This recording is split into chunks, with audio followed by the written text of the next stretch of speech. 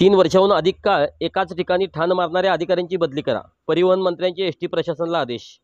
मुंबई सरकारी सेवेत अधिकाऱ्यांची दर 3 वर्षांनी बदली ही नेहमीची प्रक्रिया असते. त्यामागे स्थानिक नेते किंवा प्रशासकीय यंत्रणेतील हितसंबंध टाळून पारदर्शकता राखण्याचा हेतू असतो. मात्र काही अधिकारी राजकीय नेत्यांची मर्जी आणि वरिष्ठांचा पाठिंबा मिळवून वर्षानुवर्षे एकाच ठिकाणी बसून राहतात.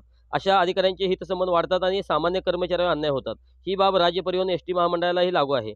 याच पार्श्वभूमीवर परिवहन मंत्री प्रताप सरनाईक यांनी एसटी महामंडळात 3 वर्षांहून अधिक काळ एकाच मुख्यालयात कार्यरत असलेल्या अधिकाऱ्यांची तातडीने बदली करण्याचे स्पष्ट निर्देश प्रशासनाला दिले आहेत.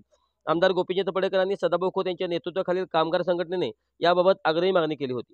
कामगार संघटनेच्या मागणीला मिळाला प्रतिसाद. एसटी कामगार संघटनांनी कर्मचाऱ्यांच्या समस्यावर चर्चा करण्यासाठी बोलावलेल्या बैठकीत हा मुद्दा उपस्थित झाला. या बैठकीत मंत्री सरनाईक यांनी कामगार संघटनांचे म्हणणे ऐकून घेतले आणि अधिकाऱ्यांच्या बदलीसंदर्भात ठोस पाऊल उचलण्याचे आश्वासन दिले. बैठकीला आमदार गोपीचंद पडळकर, सदाभाऊ खोत, एसटी महामंडळाचे उपाध्यक्ष व्यवस्थापकीय संचालक विवेक भीमनवार यांच्यासह वरिष्ठ अधिकारी आणि कर्मचारी उपस्थित होते. यावेळी पडळकर म्हणाले, काही अधिकारी वर्षानुवर्षे एकाच मुख्यालयात बसून ठराविक कर्मचाऱ्याशी हितसंबंध जोडतात.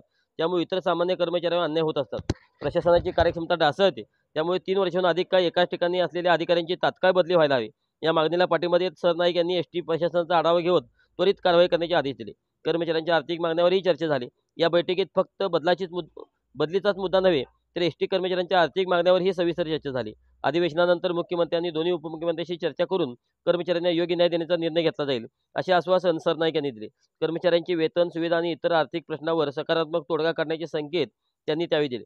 कामगार संघटनांनीही या आश्वासनाचे स्वागत केले आहे.